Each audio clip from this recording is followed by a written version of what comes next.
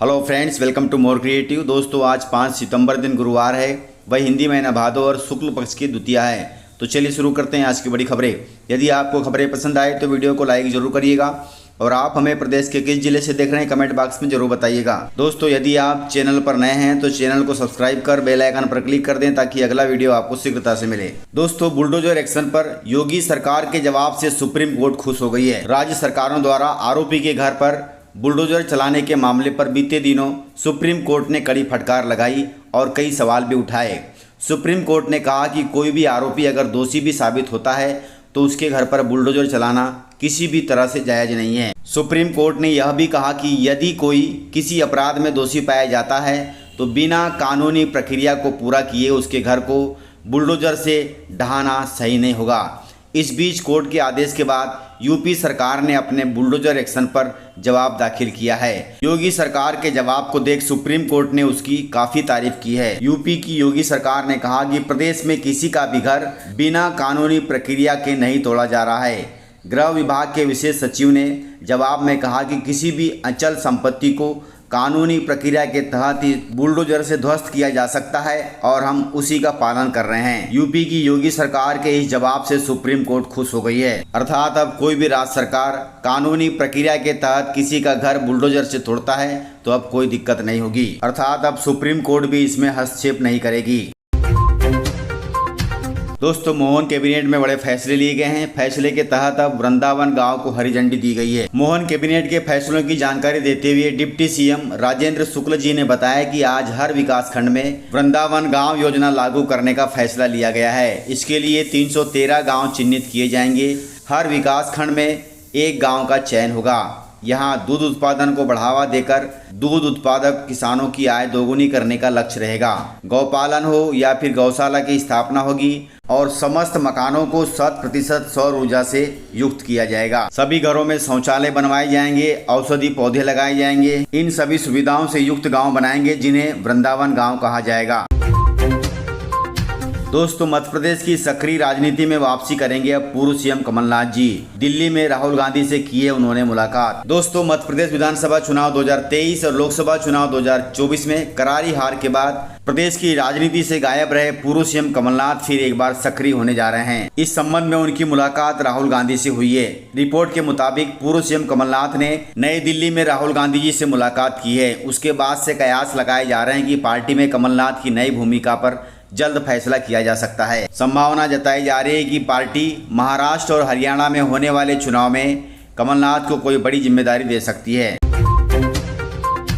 लाडली बहनों के लिए खुशखबरी है। बुधवार को ही आने वाली थी लाडली बहना योजना की अगली किस्त, लेकिन मुख्यमंत्री मोहन यादव के पिताजी का देहांत हो गया, इसलिए यह किस्त टल गई है। इस बार सितंबर की 10 तारीख से पहले हरिताली का तीज है और श्री गणेश चतुर्थी का त्यौहार है। यही कारण है कि महिलाएं जानना चाहती हैं कि मुख्यमंत्री इस महीने कितनी तारीख को किस्त ट्रांसफ़र करेंगे। मुख्यमंत्री 4 सितंबर को ही यह किस्त ट्रांसफ़र करने वाले थे, लेकिन उनके पिताजी का देहांत हो गया, इसलिए यह तारीख टल गई है। सितंबर की 6 तारीख को हरिताली का तीज है और 7 सितंबर को गणेश चतुर्थी है। हरिताली का तीज महिलाओं का बड़ा त्यौहार है। इस मौके पर महिलाएं व्रत भी रखती है और गौरी शंकर की पूजा भी करती है। इस व्रत को पूरे विधि विधान से किया जाता है, जिसके लिए कई सारी ज़रूरतों की चीज़ें लेनी पड़ती है, जिसमें महिलाओं को खर्चा भी होता है। इन्हीं खर्चों को देखते हुए मुख्यमंत्री लाडली बहना योजना की किस्त 6 सितंबर को जारी हो सकती है।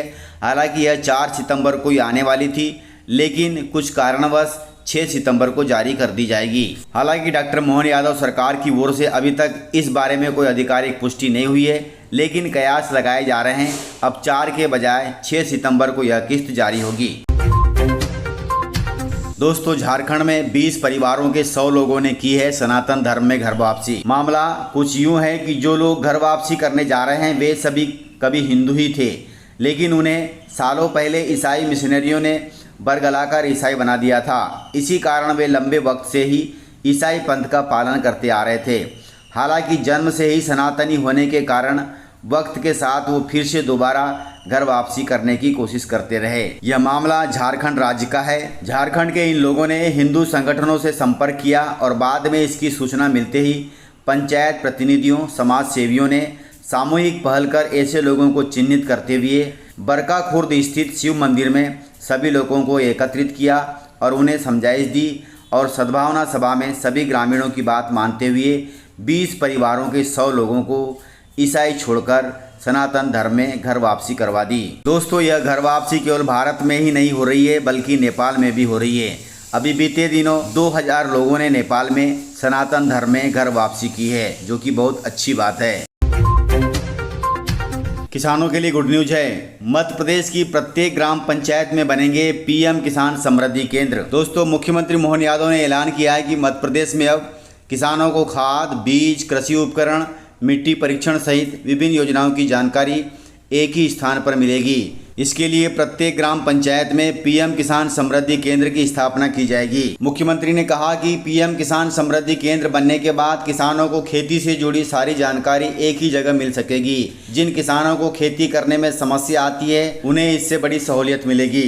इसके साथ ही मुख्यमंत्री ने कहा कि सोयाबीन, ज्वार, बाजरा और मक्का की फसल के लिए किसानों को प्रोत्साहित किया जाएगा ताकि इन फसलों का उत्पादन प्रदेश में ज़्यादा हो। दोस्तों, सोयाबीन के दाम 6000 रुपये करने के लिए किसानों का आंदोलन जारी हो गया है। सोया स्टेट कहे जाने वाले मध्य प्रदेश में सोयाबीन की बम्पर पैदावार के बावजूद भी किसानों को फसल का उचित दाम नहीं मिल पा रहा है। 15 से ज़्यादा जिलों में किसान सोयाबीन का उचित मूल्य 6000 रुपये प्रति कुंटल कराने को लेकर आंदोलन कर रहे हैं। वहीं रैलियां निकालकर स्थानीय अधिकारियों को ज्ञापन भी दिया जा रहा है। वहीं किसानों के इस आंदोलन को लेकर कृषि मंत्री ऐंदल सिंह कंसाना से पूछा गया तो उन्होंने कहा कि किसानों की मांग अभी उन तक नहीं पहुंची है। जैसे ही यह मांग उन तक आएगी तो किसानों का सम्मान किया जाएगा, उनकी मांगें पूरी की जाएगी। अब कृषि मंत्री की बात सुनकर किसानों को थोड़ी राहत मिल सकती है।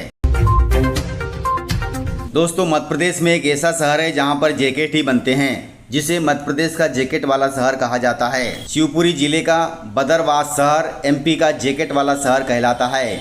यह बाजार जैकेट से गुलजार है। यहाँ 4000 से ज़्यादा कारीगर रोजाना 8 से 10,000 जैकेट तैयार करते हैं। कारीगरों में 70% महिलाएं हैं जो यह काम करती है। हर 5वें घर में महिलाएं जैकेट की सिलाई करती हैं। इनके हाथों की जैकेट प्रधानमंत्री मोदी और शिवराज सिंह चौहान भी पहन चुके हैं। अब खबर आ रही है कि अडानी जी यहाँ पर लगाएंगे 500 करोड़ रुपए की फैक्ट्री, जिससे यहाँ के लोगों को मिलेगा जमकर रोजगार। दोस्तों, आज शिक्षक दिवस है। 5 सितंबर को पूरे देश में शिक्षक दिवस मनाया जाता है। शिक्षक दिवस के अवसर पर आप अपने शिक्षक को गिफ्ट करें खास तोहफे। दोस्तों, 5 सितंबर का दिन शिक्षक दिवस के रूप में मनाया जाता है। यह वह दिन है जब सभी बच्चे अपने शिक्षक के प्रति सम्मान और प्रेम की भावना प्रकट करते हैं। स्कूलों में इस दिन अलग अलग तरह के कार्यक्रमों का आयोजन किया जाता है, जिसमें शिक्षक और बच्चे बढ़ चढ़कर हिस्सा लेते हैं। भारत में तो वैसे भी गुरु को सबसे ऊंचा दर्जा दिया जाता है। 5 सितंबर को डॉक्टर सर्वपल्ली राधाकृष्णन का जन्म हुआ था, जो महान शिक्षक होने के साथ साथ देश के पहले उपराष्ट्रपति और दूसरे राष्ट्रपति बने थे। यही कारण है कि उनके जन्मदिन के अवसर पर इस दिन को शिक्षक दिवस के रूप में मनाया जाता है। आप भी यदि शिक्षक दिवस के मौके पर अपने शिक्षक को प्यारा सा गिफ्ट देने के बारे में सोच रहे हैं तो ज़रूर दें। इस प्रकार से जानकारियाँ थी। तो मिलते हैं सर अगले वीडियो में, तब तक के लिए जय हिंद, जय भारत, जय मध्य प्रदेश।